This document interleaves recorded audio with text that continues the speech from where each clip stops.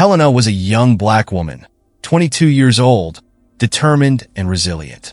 She grew up in a modest neighborhood where the daily struggle for sustenance and dignity shaped the character of its people. The eldest daughter of a widowed seamstress, she had taken on the responsibility of helping to raise her two younger siblings at an early age. Since her father had passed away from an illness the family couldn't afford to treat properly, Helena's life had become a race against time and adversity. She had dropped out of medical school to take any job she could find, always with the goal of putting food on the table and paying for her mother's medication. When she saw the newspaper ad looking for a nanny to care for a special child, Helena felt this was her chance. The promised salary seemed like a distant dream, but she knew she had to try.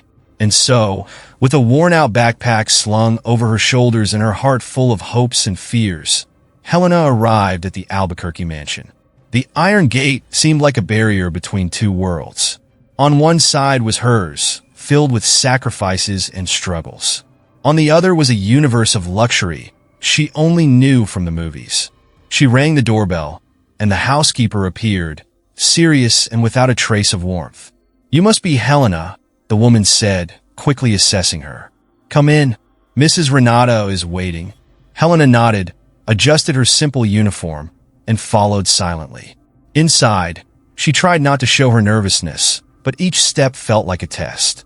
As she passed through the gate, she was enveloped by the grandeur of the place. The path was lined with perfectly aligned trees, and the mansion sparkled in the afternoon sun, with its massive glass windows and imposing facade. Upon entering, the atmosphere of luxury enveloped her like a wave. Crystal chandeliers hung from the ceiling, and the marble floor gleamed brighter than anything she'd ever seen. But Helena quickly noticed something. Despite its beauty, the place felt cold, as if life were absent. In the center of the main hall, Renata Albuquerque waited, seated on a white leather sofa. Tall, elegant, and impeccably dressed, Renata had the look of someone used to being in control. Seeing her, Helena felt the weight of judgment even before hearing a word. "So, you're the new nanny?" Renata asked in a tone that didn't hide her distrust.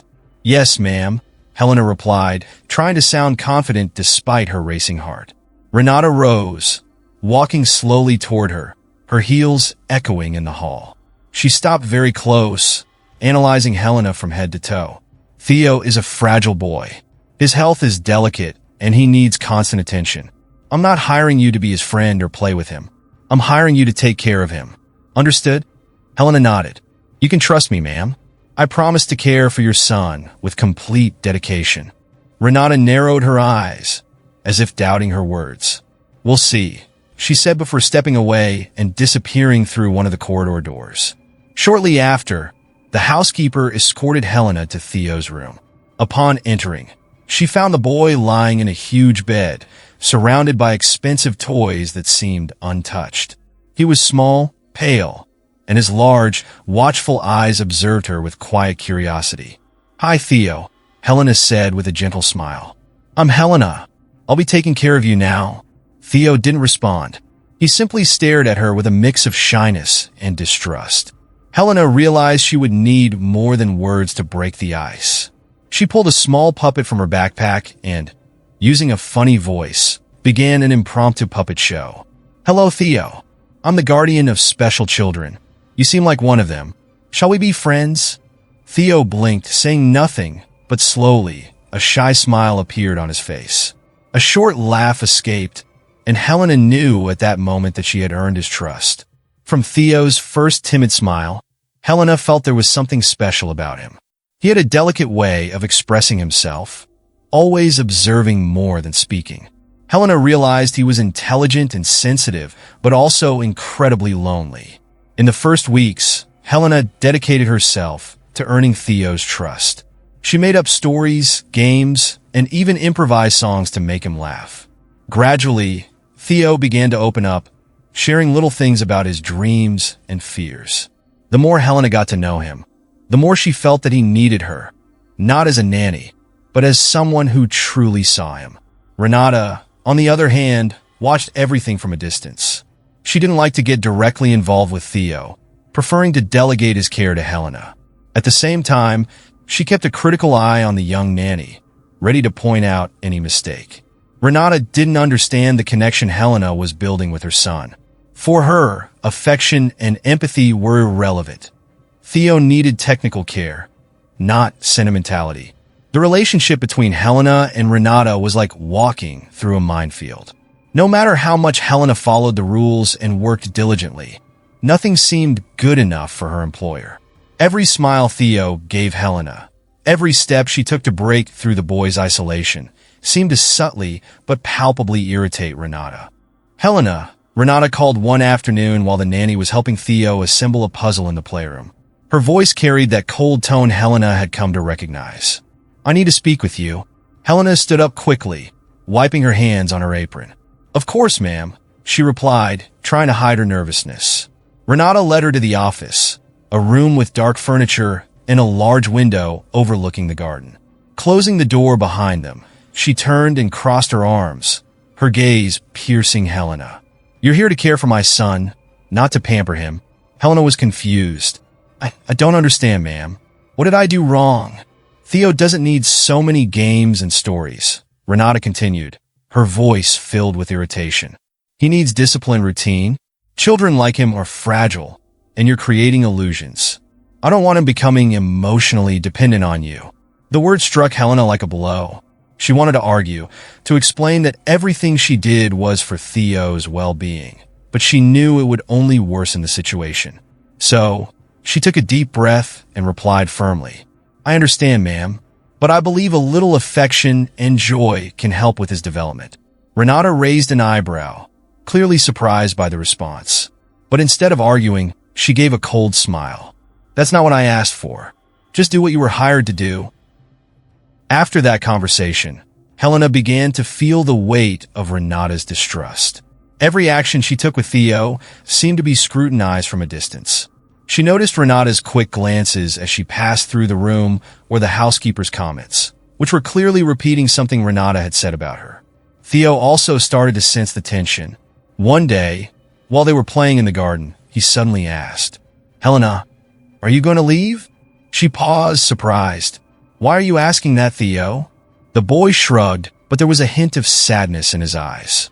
"Because Mom always sends the nannies away, and I like you." Those words tightened Helena's heart. She knew she was there out of necessity, but she had grown attached to the boy in ways she hadn't expected. "I'm here now, Theo," she replied, trying to hide her concern. "And as long as I'm here, I'll take care of you." Despite her efforts, Helena couldn't avoid the growing conflict with Renata. One day, Theo had a high fever, and Helena stayed up all night caring for him. At dawn, when Renata was informed, she appeared in the room visibly irritated. "Why didn't you call me?" Renata demanded, looking at Helena as if she'd committed a crime. "He was sleeping, and the fever had already gone down." "I didn't think it was necessary to wake you, ma'am," Helena explained. Renata stepped closer, her face red with anger. "Do you think you know what's best for my son?" "He is MY's son, Helena. Next time, call me immediately." "Understood?" Helena nodded, swallowing her pride. She knew arguing would lead nowhere. But inside, she felt her frustration grow. What Helena didn't realize was that, deep down, Renata was starting to feel something more than distrust, envy. As much as she tried to deny it, Renata saw something in Helena that deeply unsettled her, the ease with which she connected with Theo. For years, Renata had tried to be the perfect mother, but had always failed to create a real bond with her son. Now, seeing someone else achieve that awakened feelings she didn't know how to handle. One day, as Helena played with Theo in the living room, Renata entered abruptly, holding a magazine and looking furious. "Helena," she called, her voice sharp as a blade. Helena stood immediately, sensing the tension in the air. "Yes, ma'am."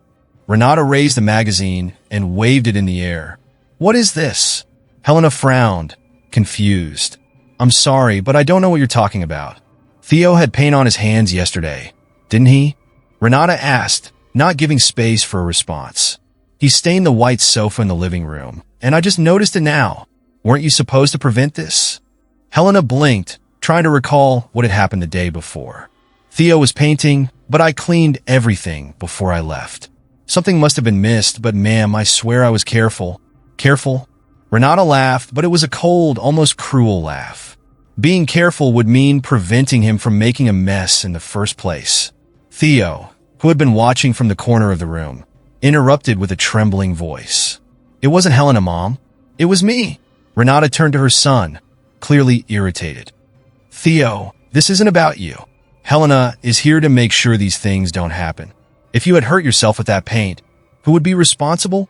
Helena tried to intervene. Ma'am, it was just paint. There was no risk, and Theo was happy. Happy? Renata shouted, her voice rising.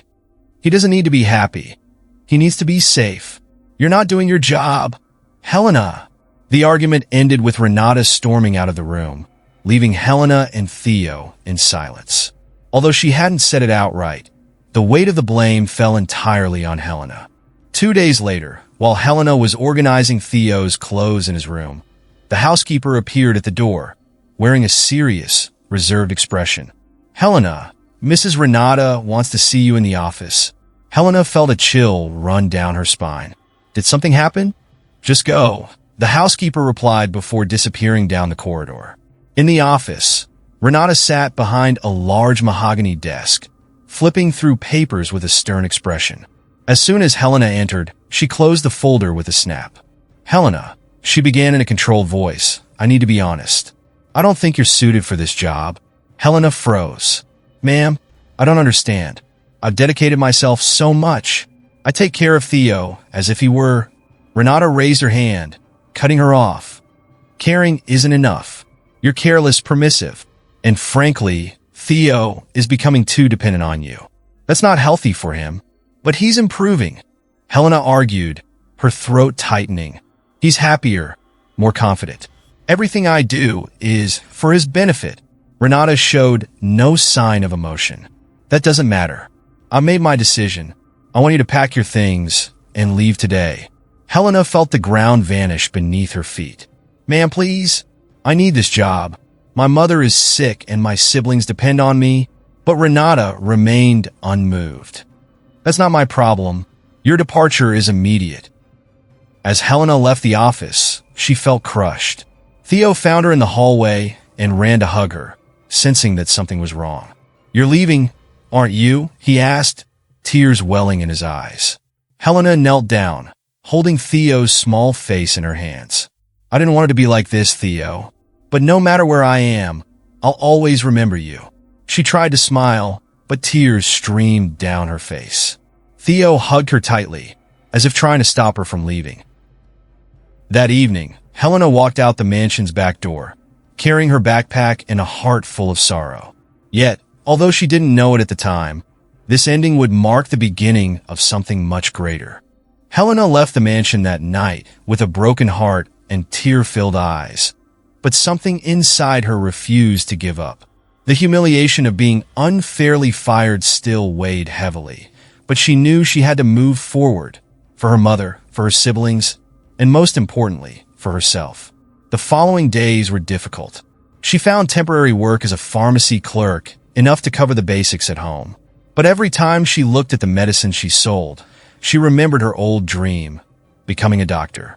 Fate seemed to mock her, but at the same time, it ignited a spark of determination. If I don't try now, I'll never get out of this situation, Helena thought during the quiet nights as she studied with borrowed books from a community library. Helena dedicated the following years to working tirelessly during the day and studying at night. She earned a scholarship for a nursing program and later, with tremendous effort, enrolled in medical school. Despite facing prejudice and countless financial difficulties, she never stopped moving forward. Meanwhile, the Albuquerque family's fortunes took a different path. The family's wealth began to crumble after failed investments and legal disputes. Renata lost much of the luxury she had valued so highly, but clung to her haughty demeanor, even in the face of adversity. Theo, now a teenager, faced an even more challenging life. His already fragile health worsened by the day. Without the resources they once had, Renata was forced to seek help in public hospitals, a reality she had never imagined experiencing. One rainy night, Years later, Helena and Renata's paths crossed again. In a bustling hospital corridor, Renata pushed a wheelchair carrying Theo, now 14 years old, pale and gasping for breath. The mother looked desperate, searching for any sign of relief for her son's suffering. "I need a doctor now," she exclaimed to the receptionist, her tone unchanged from her days of wealth. "Wait in tree, ma'am," the attendant replied, trying to stay calm. "A pediatrician will see you shortly." A short time later, a door opened, and Helena appeared, wearing the white coat she had always dreamed of. Her eyes met Renata's, and the shock was immediate. Renata froze for a few seconds, unable to believe what she was seeing. Helena, on the other hand, felt a mix of emotions: surprise, satisfaction, and empathy. She knew that despite everything, she couldn't turn her back on Theo. "Helena," Renata murmured in a weak voice, a tone she had never used before. "Dr. Helena," Helena corrected, though without arrogance. She approached the wheelchair and knelt before Theo, who now looked at her with the same bright eyes he had as a child. "Hi, Theo. How are you feeling?" Theo smiled faintly, but recognized his former nanny. "Helena, it's you? I always knew you were special." Helena carefully examined Theo, while Renata, disoriented, watched in silence. It was clear that Theo needed urgent care, and Helena spared no effort. She mobilized the hospital team, arranged tests, and personally coordinated his treatment. Later, as Theo rested in a hospital bed, Renata called Helena aside. I don't know how to thank you," Renata said in a tone Helena never expected to hear. Helena took a deep breath. "I'm not doing this for you, Renata. I'm doing it for Theo. He deserves all the help he can get." Renata lowered her head in shame. For the first time, she seemed to realize the extent of her mistakes. "I was horrible to you," she admitted, her voice trembling. "And now, you're the only one who can help us?" Helena observed her for a moment. She no longer felt anger, only deep compassion. "Sometimes people have to lose everything to learn what truly matters," she replied. Days passed, and after extensive treatment, perhaps even a miracle, Theo recovered under Helena's care. During their time in the hospital, Renata began to change. She started to acknowledge her errors and treated everyone with humility, listening to their stories and appreciating every bit of help she could get for herself and Theo. Helena, meanwhile, continued to grow as a doctor and as a person. Her story of perseverance and empathy spread among her colleagues, making her an inspiration to everyone around her. On the day Theo was discharged, he looked at Helena and said, "You didn't just save my life, Helena. You saved our family." Renata, her eyes filled with tears, simply nodded, unable to put her gratitude into words. Helena moved forward, knowing she had transformed not just her own life, but also the lives of everyone she touched with her kindness and determination.